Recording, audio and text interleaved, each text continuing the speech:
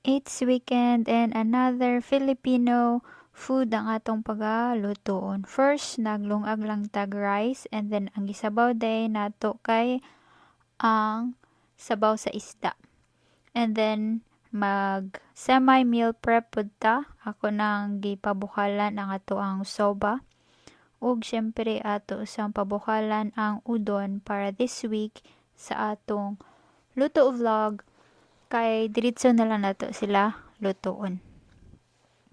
During weekdays di ay kay mas prefer nako ang noodles kesa rice. So mo na to ang gi-prepare. And then na-ready naman ang ato ang pang meal prep this week.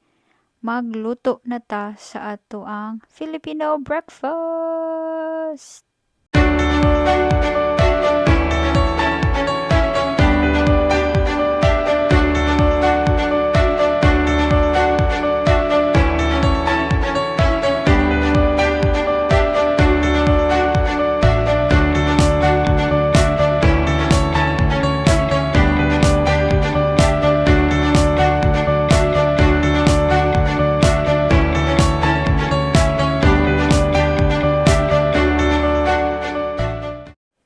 Wala ade ko kabalo kung unsay tawagan nato ang breakfast menu.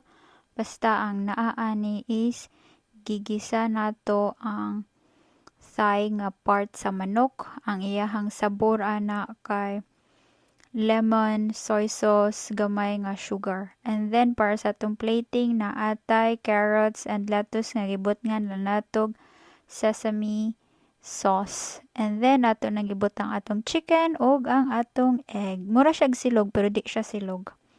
Itadakimasu.